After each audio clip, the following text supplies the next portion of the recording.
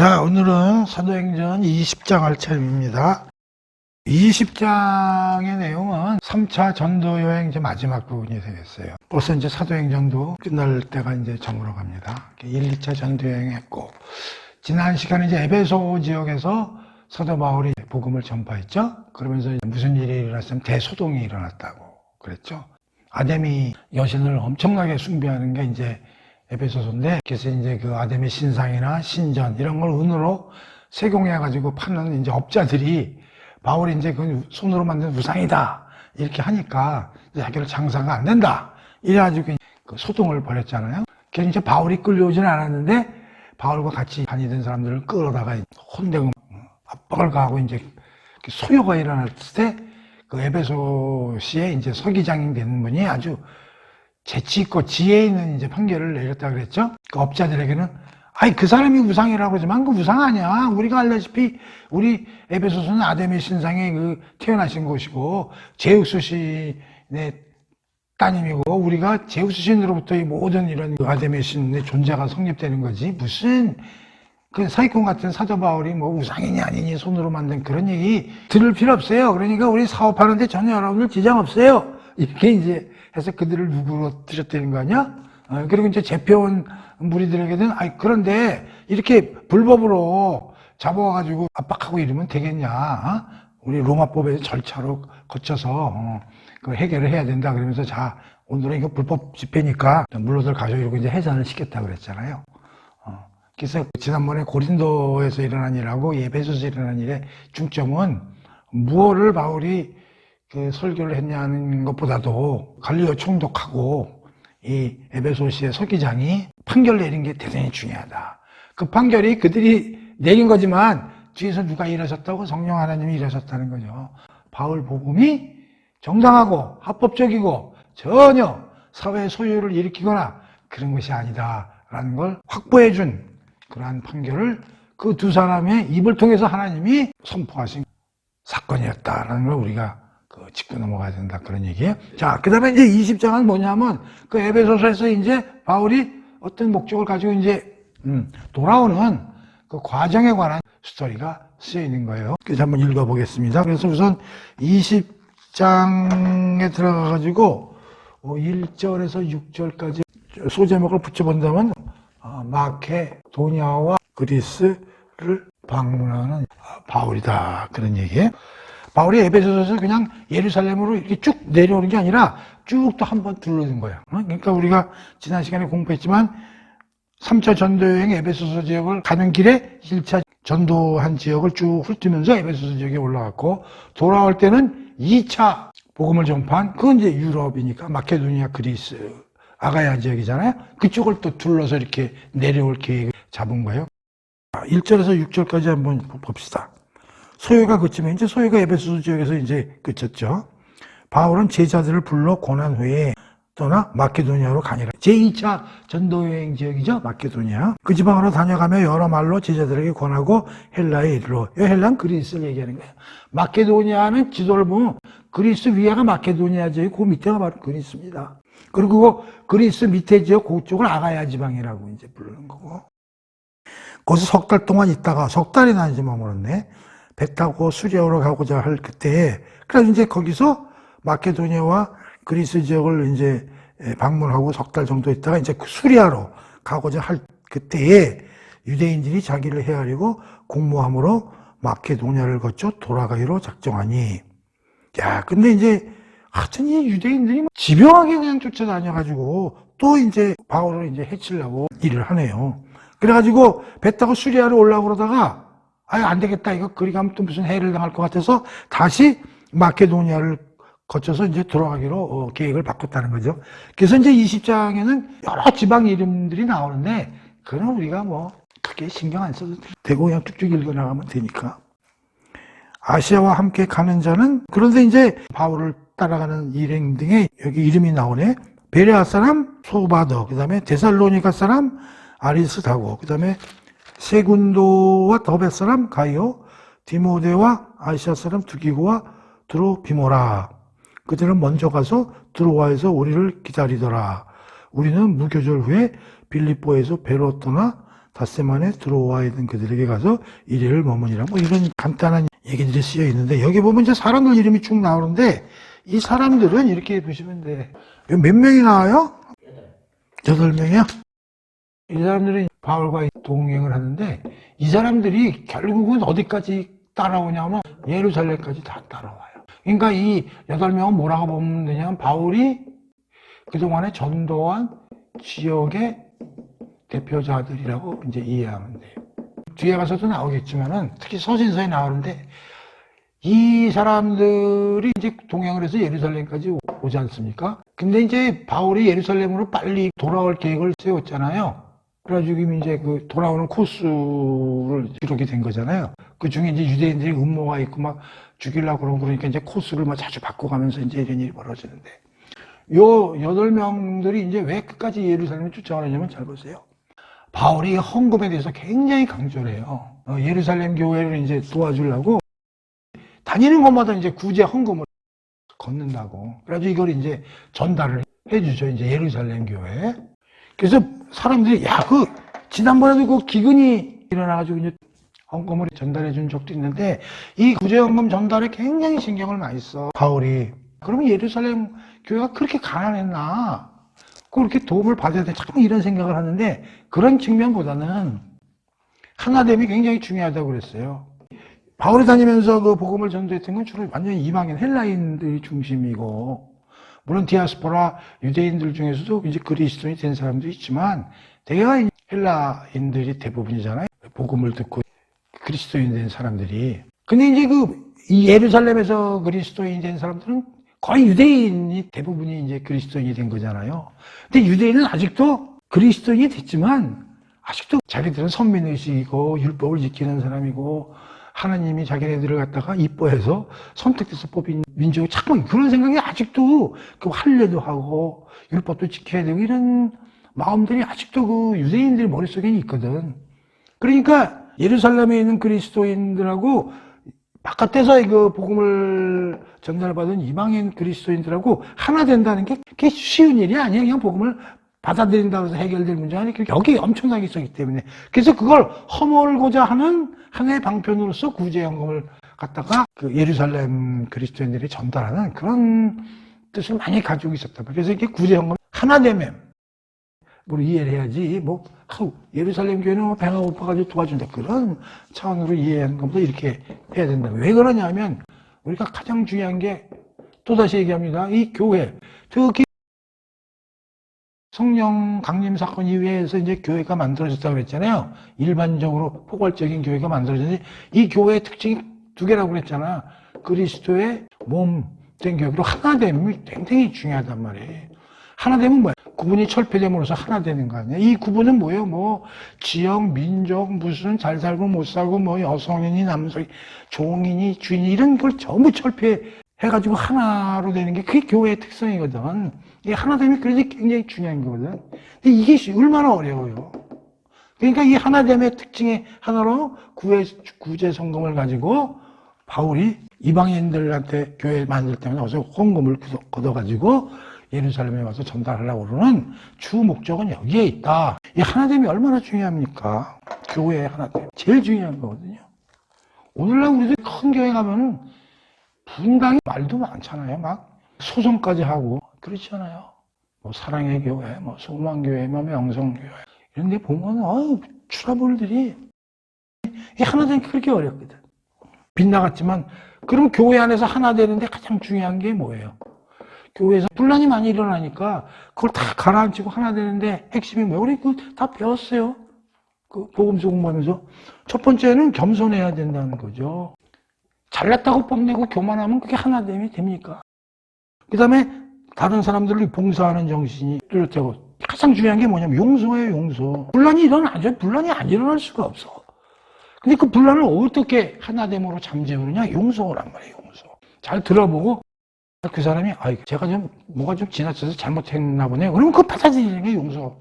그래야 이게 하나됨이 되는 거 아니에요?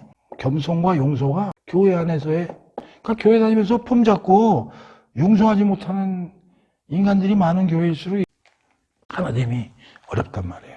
특히 우리 요한복음에서 또 하나 우리 공부했었죠? 맨 마지막에 예수님이 살아가셔가지고 갈릴리 호수에서 그 제자들 찾아오셨잖아요. 그들이 이제 그물을 치고 고기를 잡는데 하나도 안 잡혔잖아요. 그랬더니 예수님이 그 오른쪽으로 던져봐라. 그래가지고 엄청나게 고기가 많이 잡혀가지고 고기가 153마리라고 그랬잖아요. 기억나요? 이 153마리인데 사람들은 153에 치중을 하죠? 야! 153이 무슨 숫자냐? 아, 교회의 적정 숫자인가? 뭐 이런 게 그게 아니고 153마리가 어떻게 됐어?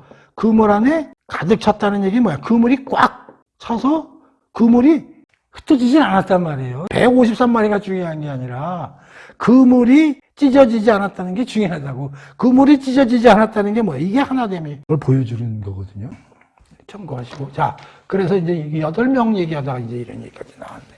이제 8명과 함께 바울이 이제 이게 되는데 그 사람들 이름이 여기 다 이렇게 자세히 기록이 됐어. 그러면 왜 누가가 그럼 8명의 이름을 이렇게까지 사실 그 이름까지 지적을 안 해도 되는데 다 이름까지 그 지역까지 이름까지 다 이렇게 기록을 했단 말이에요. 그게 뭐냐면 이들과 예루살렘 본부와의 하나됨을 보여주기 위해서 이렇게 구체적으로 이름과 지역까지 기록했다고 우리는 이제 이해를 해야 돼요. 우리가 이름을 외울 필요가 없지만 저자인 누가가 이렇게 상세히 기록했느냐 하는 것은 이들과 이 지역 사람과 하나됨을 강조하기 위해서 기록했구나 이렇게 이해를 해야 되죠. 근데 이제 미리 가는데 들어와라는 데서 당신들은 먼저 가셔. 그 이후에 갈게요. 왜 그랬냐면 이제 앞으로 나오는 기록을 돌아오는 그 코스를 다양하게 바꾸고 계획을 하고 그러는데 그건 뭐냐면 3절 때문에 그래요. 유대인들이 자기를 해하려고 공모함으로 이 문제 때문에 같이 가면 눈에 띄잖아. 그러니까 미리 일행은 먼저 보내고 자기는 호롤 단신으로 가면 눈에 들뜨니까. 내가 이걸 보면서 얼마나 바울을 잡아서 혼내려고 그러는 유대인들의 집착이 강했는가 볼 수 있고 그거를 요리조리 피해가면서 자기가 하고자 하는 그 코스와 계획을 그래도 그걸 모면하는 그 바울 그리고 그걸 뒤에서 코스를 갖다가 만들어주시는 성령 하나님의 세심한 손길 이런 걸 우리가 여기서 이제 봐야 된다 그런 얘기예요.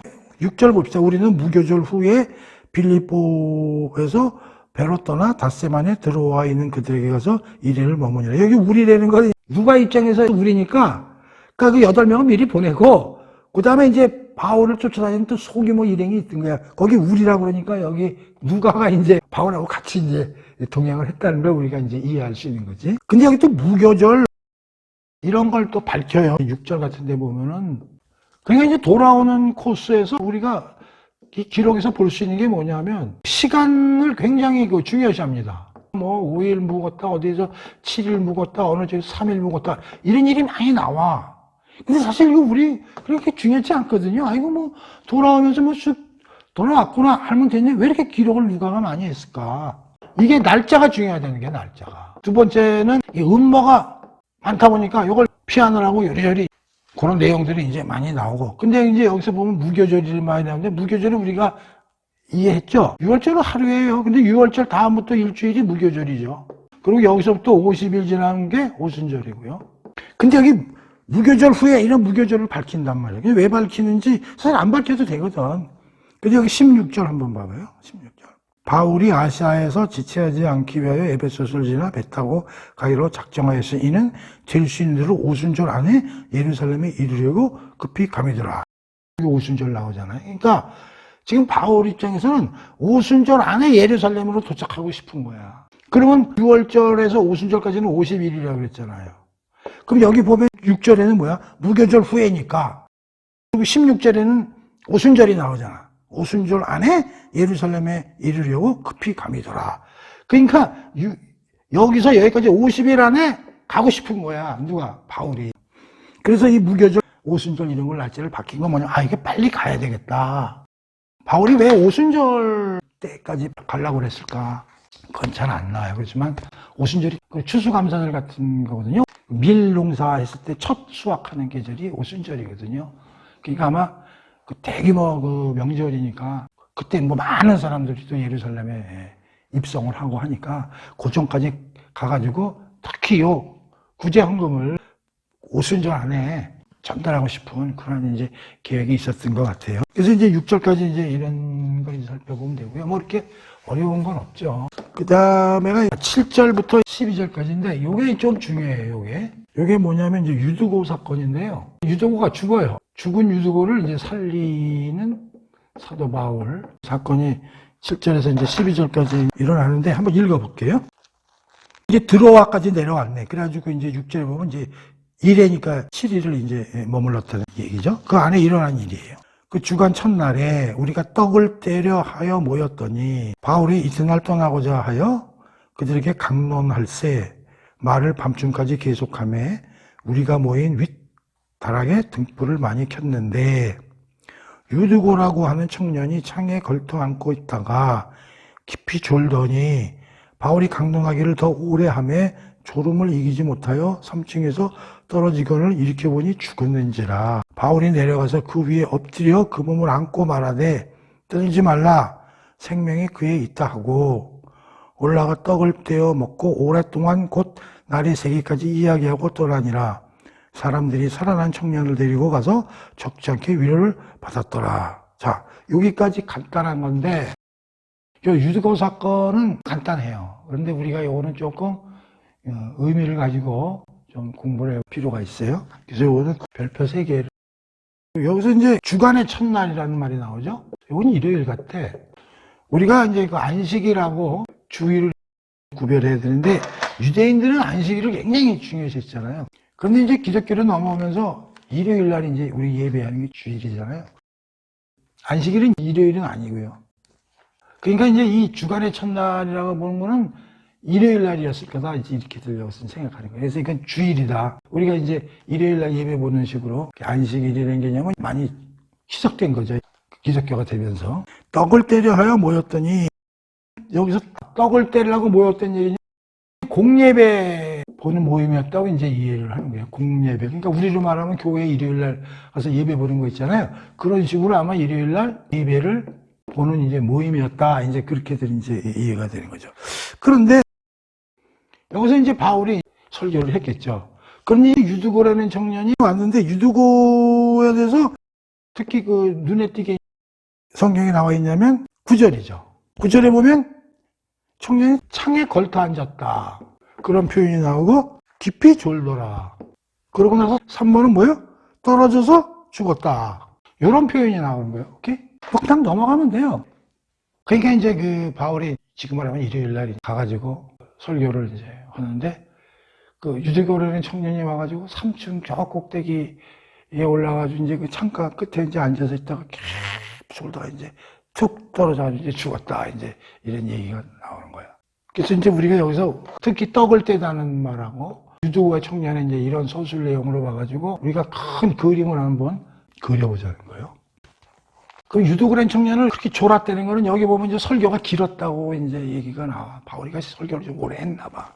그렇더라도 이게 졸았던 얘기 뭐냐. 이 청년이 한번 유출해 보자고. 유두고라는 이름조차도 이게 뭐 종이나 이런 사람들, 노예 이런 데 많이 붙이는 이름이라는 거예요. 그러니까 이 친구는 우리로 말하면 일일 노동에서 먹고 사는 어려운 계층의 이제 청년으로 볼 수가 있고, 이 졸았다는 거는 그냥 지친 이제 몸을 이끌고 그래도 주일에 참여해서 이제 예수님께 이제 예배 드리려고 이제 온 거란 말이야.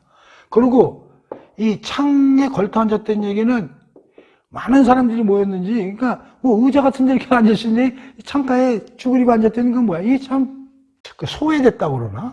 어떠한 소외된 모습을 우리가 볼 수 있잖아. 사람이 많아서 뒤쳐졌든지, 그렇잖아요? 정상적으로 앉아서 해도 모자란데, 이게 걸터 앉았다 보니까, 그래서 이제 여기서 아차 해가지고 떨어져가지고 낙상을 해가지고 죽기까지 하는. 그래서 이게 내 큰 그림으로 우리가 한번 이걸 깊이 한번 묵상해보자는 얘기예요. 이게 뭐냐면 이게 오늘날, 잘 들으세요. 이 세상 또는 이 세상에 속한 인간들의 모습이라고 우리가 그림을 그려볼 수 있다. 이런 얘기예요.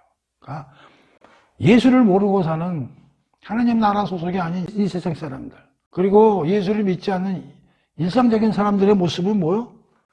어려워. 먹고 사는데 지쳐. 그러니까 소외되는 걸 느끼고 결과가 뭐예요? 죽는 거예요. 그러니까 이 유두고 사건이 단순한 사건이지만 신학적으로 보면 대단히 엄청난 그림을 우리에게 던져주고 있다. 유두고가 우리다. 이 시기의 삶을 보여주고 있는 거다. 그런 얘기예요. 그런 느낌이 좀 들죠? 이 청년. 일 안 하면 못 먹고 사는 고된 거. 항상 지쳐있는 거. 어디 기쁘질 않아.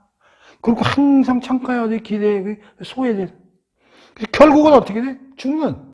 이 모습이야말로 오늘날 이 세상에 사는 우리의 모습이 아닌가 하는 그런 얘기죠. 이걸 살리지 않습니까?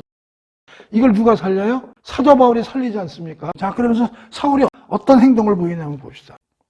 10절 봅시다. 10절에. 두 가지가 나오는데 첫 번째 봅시다. 그 위에 엎드렸다. 그 다음에 떠들지 마라. 살아있네. 그렇죠? 10절 보세요. 그의 몸을 안고 떠들지 마라. 살아있네. 생명이 있는데. 자, 세 번째. 살린다면 뭐래요? 떡을 떼었죠? 여기서 엎드렸다는 동사가 이렇게 번역이 이렇게 되는데 원문에 보면 이거야. 유두고가 툭 땅에 떨어졌어. 툭.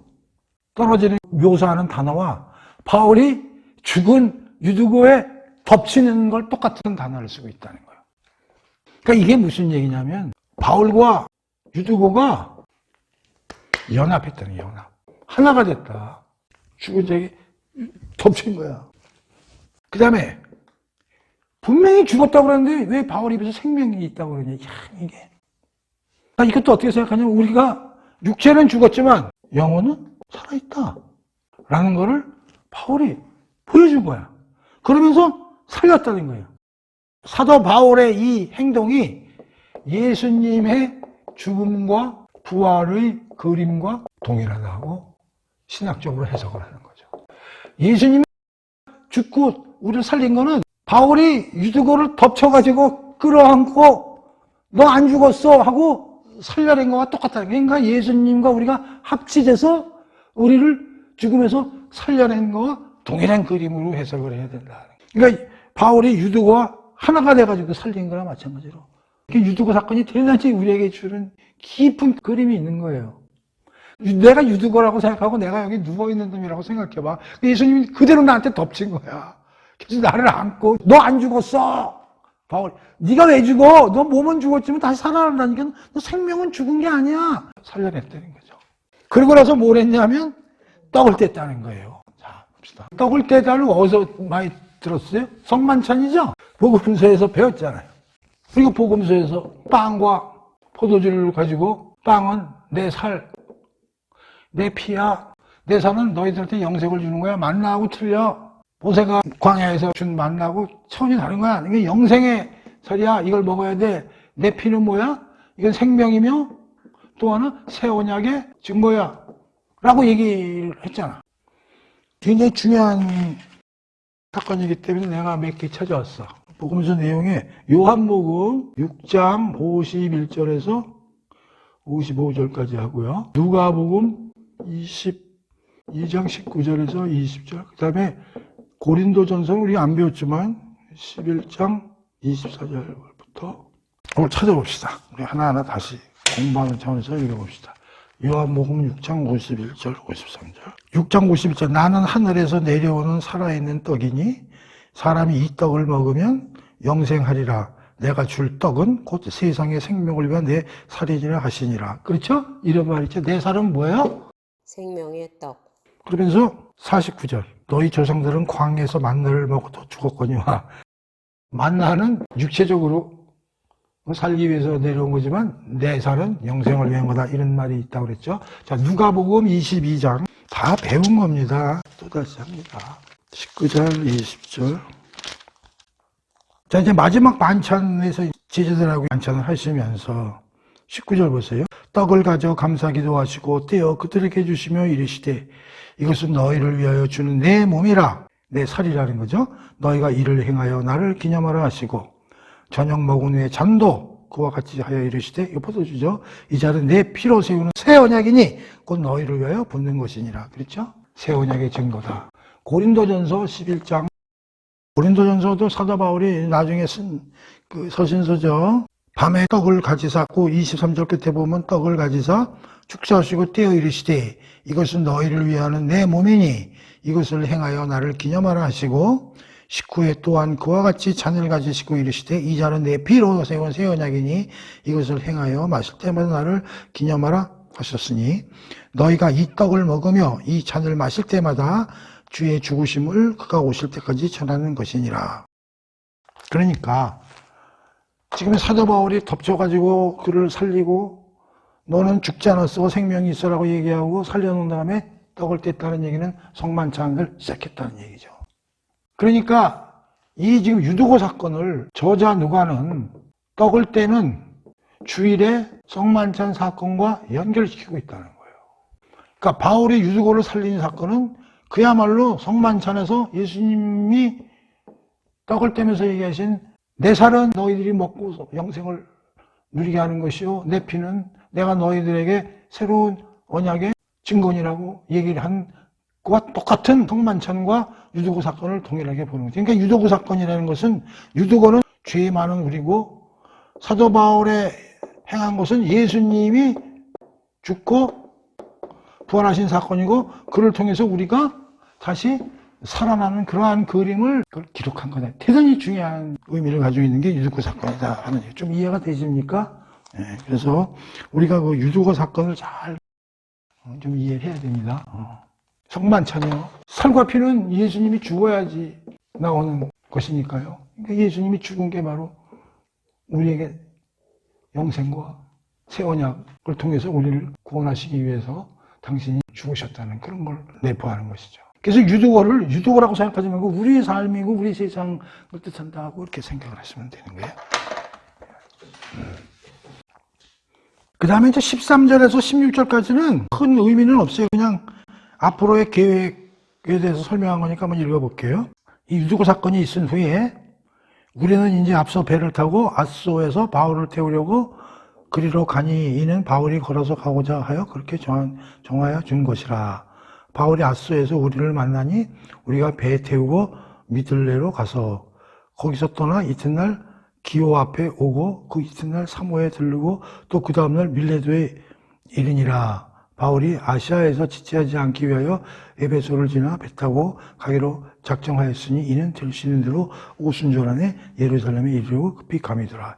여행 진행상을 보여주는 건데 조금 전에 얘기했지만 이 20장에서는 굉장히 지역 이름이 굉장히 많이 나오고 코스가 자세히 나오고 그때 며칠 동안 묵었는지 이렇게 자세히 나오는 것은 워낙 유대인들의 압박이 강하기 때문에 그거를 피해가는 세밀한 계획을 이제 세웠다는 걸 얘기를 해주고 또 시간이 얼마 남지 않았다는 거예요. 16절 보면 오순절 안에 예루살렘에 도착해야 되는 어떤 일정을 바울이 가지고 있기 때문에 굉장히 치밀한 계획과 치밀한 장소를 계획해가지고 그때 상황에 맞게끔 그 코스를 잡았다 하는 걸 우리에게 보여주는 거예요. 자, 그 다음에 이제 20장에서 중요한 게 이제 드디어 17절부터 38절까지 고별설교입니다. 20장에서 우리가 중요시하게 좀 봐야 될 공부할 게 유두고 사건하고 고별설교입니다. 이 고별설교는 이제 밀레도에서 행하는 건데요. 그 에베소로 다시 돌아가지 못하고 에베소에 있는 장로들을 초청해서 밀레도로 오라 그래가지고 밀레도에서 에베소 장로들에게 마지막으로 이제 내가 당신들을 놓고 떠난다 하면서 당부하는 그런 이야기들이 17절에서 38절까지 나오는 거예요. 그런데 이 고별설교 내용이 여기 처음 나오는 겁니다.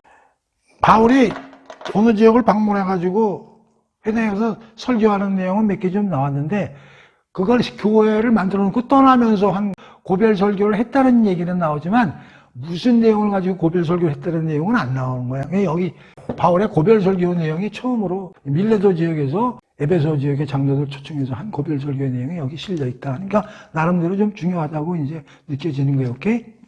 유두고 사건과 고별 설교 내용을 잘 좀 공부를 해보자 그런 얘기예요. 이게 좀 길죠. 그래서 이것도 이제 조금 나눠서 보면 좀 우리가 항상 이렇게 긴 거는 좀 이렇게 잘라서 이렇게 공부를 해봤잖아요. 그래서 이것도 몇 개로 나뉘어서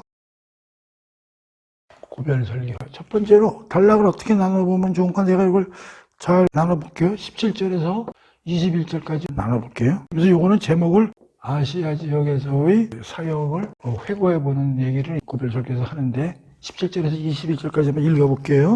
그들에게 말하되 16절이요.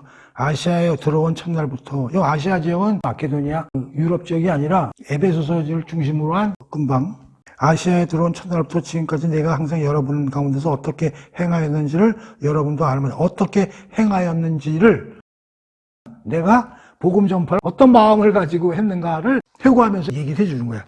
뭐라고 그랬냐면 19절 모든 겸손과 눈물이며 유대인의 관계로 말미암아 당한 시험을 참고 주를 섬긴 것과 유익한 것은 무엇이든지 공중 앞에서나 각 집에서나 꺼리낌 없이 여러분에게 전하여 가르치고 유대인과 헬라인들에게 하나님께 대한 회개와 우리 주 예수 그리스도에 대한 믿음을 증언하는 것이라. 자, 여기까지를 내가 잘라봤어요.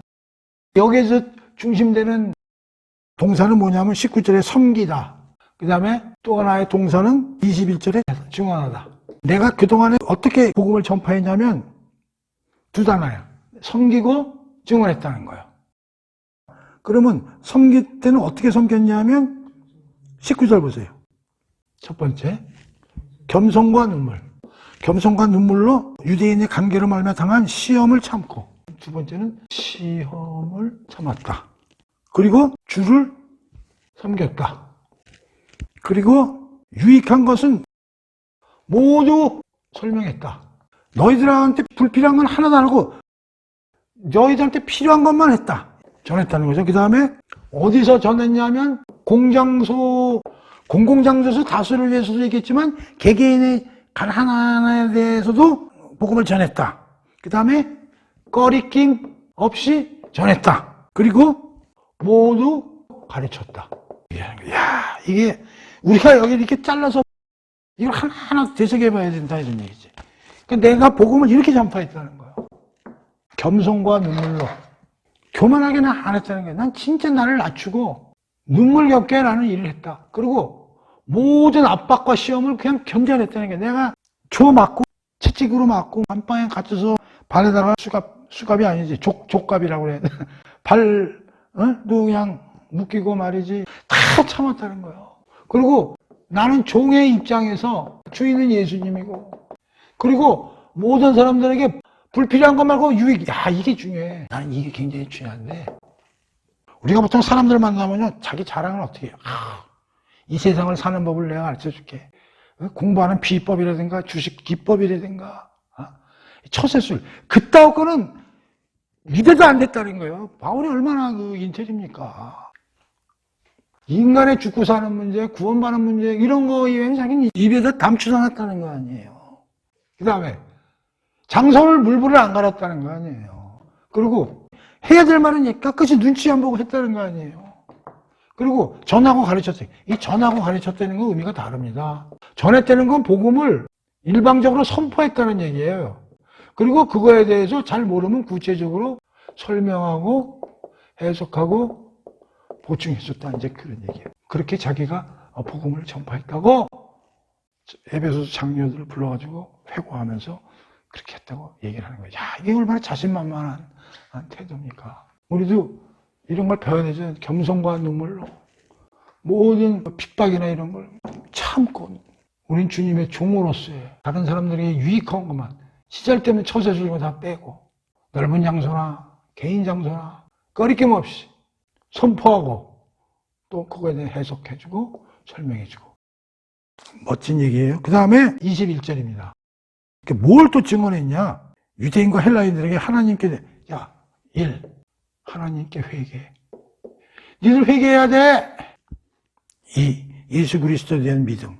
니들 그동안에 하나님 모르고 살았잖아. 그 잘못된 거거든. 그 니들 죄 짓고 생각 하나님께 다 자복하고 그리고 어떻게 예수를 믿어라. 예수를 믿어야 살아난다.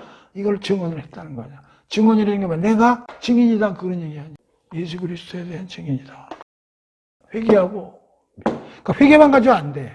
회개와 믿음에까지 가는 증언을 하고 다녔다는 거죠. 그래서 21절까지 이렇게 잘라보면 되겠고요. 두 번째는 자기가 예루살렘으로 향하는 각오. 이게 이제 22절에서 25절이요. 내가 급히 오순절 전에 내가 예루살렘으로 가야 된다. 23절 볼까요? 보라. 나는 성령에 매여 예루살렘으로 가는데 내가 예루살렘으로 가야 되는데 이게 성령님께서 고! 그런데 가야 된다는 거예요. 안 갈 수가 없다는 거예요. 성령님에 매여 예루살렘으로 가는데 거기서 무슨 일을 당할지 알지 못하니라. 23. 오직 성령이 각성해서 내게 증언하여 결박과 환란이 나를 기다린다 하시나. 자, 그런데 내가 돌아다니면서 막 전도하는 과정에서 성령님이 뭐라고 그랬냐면 너 거기 가면 환란하고 결박이 예상돼 있어 라고 얘기를 했다는 거예요. 예루살렘으로 가. 근데 거기 가면 환란과 핍박, 결박이 기다리고 있을 거야. 이렇게 얘기를 했다는 거예요. 24절. 내가 달려갈 길과 주 예수께 받은 사명 곧 하나님의 은혜의 복음을 증언하는 일을 마치려 하면은 나는 생명조차 조금 더 귀한 것으로 여기지 아니하냐. 자, 그러니까 이걸 다시 말하면 복음을 전파하는 거하고 내 죽음하고 동격이라는 거예요. 그러니까 앞으로의 여정길이 예루살렘으로서의 일어나는 일이 환난과 핍박으로 이어질지라도 참 가야 된다는 거예요. 왜? 죽음을 두려워하지 않는다는 게 그것이 복음 전파의 한 길이라면 그리고 성령님께서 가라! 환난과 결박이 예상되도록 가라! 이렇게 또 계시가 계셨고 그래서 24절을 목사님들이 대단히 좋아하는 구절이야 이게. 사역자들이 굉장히 좋아하는 게 24절이야. 입에 달고 다녀 그 양반들. 나는 복음 전파하는 거 하나님의 사명을 알고 죽음을 두려워하지 않고 진짜 그런지는 모르겠는데 자, 그 다음에 25절 보라 내가 여러분 중에 왕래하며 하나님 나라를 전파했으나 이제는 여러분이 다 내 얼굴을 다시 보지. 여기 하나님 나라 또 나오네. 하나님 나라가 뒤에 부분에서 몇 개 나오네. 잘 안 나오다가 지난번에도 한 번 나왔죠. 그 다음에 내 얼굴을 다시 보지 못할 수. 야, 다시 말하면 보지 못. 이건 어떻게 보면 유언과 비슷하죠. 그러니까 지금 에베소서 장로들에게 이게 마지막이다. 될 확률이 높다. 당신들과 나는 이제 많은 시간을 두고 우리가 교제를 나누고 그랬지만 다시는 못 볼 것 같다는 이게 눈물에 고별 설교라니까 눈물에 고별 설교라니까. 나중에 막 눈물을 흘리는데 난리법석이 나는데 이제 이렇게 예루살렘으로 향해야 되는 각오를 밝힌 내용이죠. 이제 왜 당신들과 헤어지고 내가 예루살렘을 가야 되느냐? 가야 되다. 오순절 전에 이제 그 얘기를 강하게 얘기하는 거고요. 그 다음에 이제 26절에서 27절은 바울의 선언이라고 할까요? 무슨 선언을 하냐면 이런 얘기를 하는 거예요. 그러므로 오늘 여러분에게 증언하거니와 나는 모든 사람의 피에 대하여 내가 깨끗하니 이는 내가 꺼리지 않고 하나님의 뜻을 다 여러분에게 전하였음이더라. 이게 이제 구약의 내용을 좀 살펴보면 정확히 알 수 있는데 이게 뭐냐면 내가 전할 만큼 다 전했다. 당신들이 심판받은 것은 이제 당신들 책임이다. 난 전할 걸 다 전했어. 그러니까 내가 복음을 전하지 않아서 당신들이 심판을 나중에 받을 때 예수님 앞에서 나 그 복음을 전달 못 받았어요. 그래 내 책임 없어요. 라고 핑계댈 수 없다는 게 나는 다 했다는 거예요. 이거를 지난번에도 이거 좀 찾아봤나? 에스겔 3장 16절에 21절하고 33장 1절에서 16절 이렇게. 이게 뭐냐면 에스겔 선지자에게 반드시 열심히 전해라 그렇게 명령을 내렸다 그랬죠.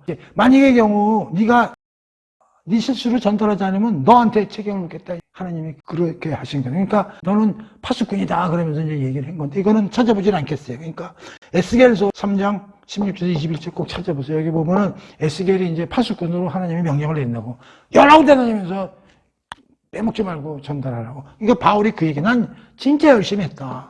그러니까 심판받으면 너희들 책임이지 내 책임이 아니다라고 강력하게 선언하는 게 26장 26절 27절이다 그런 얘기예요. 그 다음에 28절부터가 좀 중요한데 네 번째 바울의 당부. 에베소서 장로들에게 당부하는 얘기가 28절에서 32절까지 기록되어 있습니다. 뭘 당부하는지 봅시다. 여러분은 자기를 위하여 온 양떼를 위하여 삼가라. 성령이 그들 가운데 여러분을 감독자로 삼고 하나님이 자기 피로 사신 교회를 보살피게 하셨느니라. 내가 떠난 후에 사나운 이리가 여러분들에게 들어와서 그 양떼들을 아끼지 아니하며 또한 여러분 중에서도 제자들을 끌어 자기를 따르게 하려고 어그러진 말을 하는 사람들이 일어날 줄을 내가 아노라. 그러므로 여러분이 일깨어 내가 3년이나 밤낮 쉬지 않고 눈물로 각 사람을 훈계하던 것을 기억하라. 지금 내가 여러분을 주와 그 은혜의 말씀에 부탁하오니 그 말씀이 여러분을 능히 든든히 세우사 거룩하게 하심을 입은 모든 자 가운데 기업이 있게 하시리라. 자, 그러면서 무슨 당부를 하냐면 교회에 환란이 닥칠 거라는 거예요. 그러면서 29절 사나운 이리가 와서 양떼, 성도들이죠. 양떼들을 잡아먹을 것이며 30절 여러분 중에서도 어그러짐만 하는 사람은 뭐라고 그래? 지금으로는 이단 목사지. 이단 선지자들 엉뚱한 말 해가지고 여러분들을 하나됨에서 어그러뜨리는 이런, 그러니까 내부적으로는 이러한 거, 외부적으로는 지금으로 말하면 성경을 요상하게 해석하는 이단 목사들, 또 신천지 같은 이리떼들, 이런 것들이 난무한다 이런 거예요. 그러니까 에베소교회 이런 거 들어온다는 거니까 조심하라는 거예요. 예측을 해주잖아. 그 다음에 뭐라고 그러냐면 28절 교회는 하나님이 자기 피로 세워진 곳이라고 얘기를 하잖아. 그런데 당신들 장로들, 성령이 당신들을 장로로 세우셨다는 거예요. 양떼들 잘 관리하라고. 응? 교회는 하나님이 자기 피로 세운 교회고 당신들은 그런 교회에 성령이 당신들을 교회의 지도자로 세우셨다는 거예요. 당신들의 책임이 무겁다는 거예요. 그래서 이게 뭐라고 그래? 자기를 위하여 온 양떼를 위하여 삼가라. 조심해서 삶을 살아라는 얘기예요. 왜? 환란이 닥쳐가지고 사나운 일이나 이단 선지자들이 들끓어서 교회 안에 이런 일들이 일어날 것이라고 얘기를 하는 거예요. 그러면서 어떻게 하래?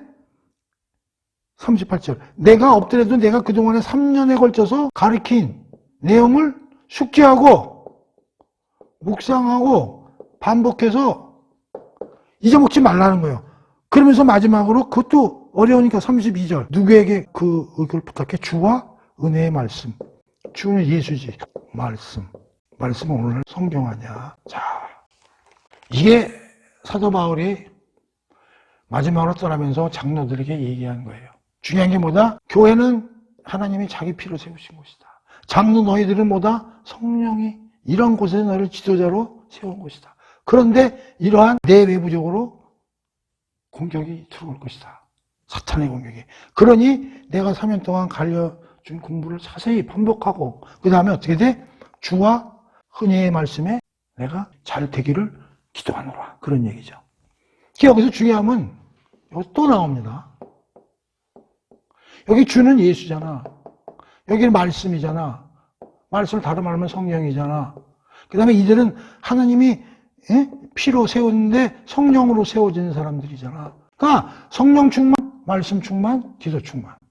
기도로 예수님과 교통하고 성경을 통해서 항상 하나님 말씀을 몸에 담고 항상 성령의 충만함을 받도록 노력해가지고 이러한 모든 혼란이 일어날 때를 대비하라고 눈물 어리게 바울이 고별설교에서 그 에베소 장로들에게 당부하는 그런 말이 적혀 있는 거예요. 오케이? 그리고 마지막으로 5번째는 바울의 삶. 내가 어떻게 살아왔는지를 얘기를 하면서 33절부터 마지막까지. 그러니까 당신들도 나의 삶을 참고로 해라. 그래서 자기가 어떻게 살아왔는지를 얘기를 하는데 33절 보십시오. 나는 은이나 금이나 의복을 탐하지 아니하였고 나는 세상적인 물질에 욕심을 부리지 않았다는 거죠. 여러분이 아는 바와 같이 이 손으로 나와 내 동행들이 쓰는 것을 충당하여 나 열심히 텐트 메이커 해가지고 일해서 번 걸로 나도 내 생활했고 나의 일행들도 남한테 손 벌리고 살지 않았다. 그런 얘기예요. 범사에 여러분에게 모본을 보였으니 수고하여 약한 사람들을 돕고 주 예수께서 친히 말씀하신 바 주는 것이 받는 것보다 복이 있다 하심을 기억하여야 할 것이다. 그러니까 남들 돕고 살아라. 마지막으로 36절 이제 다 끝난 후에 모든 사람들과 기도하니 크게 울며 바울의 목을 안고 입을 맞추고 난리가 엄청난 거지. 이 고별 설교가 사실 좀 멋진 내용입니다. 고별 설교를 이렇게 문단 나눠서 보면은 아주 그 명설교입니다. 사도 바울이 다시 그 얼굴을 보지 못하리라고 한 말로 말 더욱 근심하고 배에까지 그를 전송하니라. 그래서 20장에 이렇게 바울의 고별 설교를 끝을 맺습니다. 그래서 3차 전도여행이 오늘 공부로 끝나는 거예요. 오늘의 공부의 하이라이트는 유두고 사건에 대한 큰 그림을 이해해라. 유두고 사건을 떡을 떼매려는 성만찬 사건과 연결시킨 누가의 그 목적이라고 할까요? 그런 걸 우리가 잘 생각해 봐야 되겠다. 특히 바울의 고별 설교에 대한 내용을 문단 좀 나눠서 바울이 어떻게 복음을 전했고 어떻게 삶을 살았고 앞으로 교회를 떠나면서 어떻게 어떻게 교회를 장로들에게 당부했는지 하는 당부 말씀 등등에 대해서 우리가 오늘 공부를 해봤습니다. 자, 그래서 3차 전도여행 20장은 오늘로 이제 끝내고요. 다음 시간에는 이제 예루살렘으로 돌아와서 이제 로마로까지 가는 게 이제 21장에서 28장까지 남아 있는데 21장에서 28장까지는 그렇게 크게 중요하게 우리가 공부할 내용은 많지가 않아요. 그래서 그것들은 내용만 쭉쭉 읽고 공부를 하면서 한 번 내지 두 번 정도로 해서 끝낼 생각입니다. 그래서 이제 사도행전이 이제 다음에 한 번 내지 두 번으로 이제 끝나게 됩니다. 그래서 오늘 마지막 3차 전도여행 이제 마지막이기 때문에 좀 공부를 좀 잘 해놓으시길 바랍니다. 자, 오늘 공부는 여기서 끝!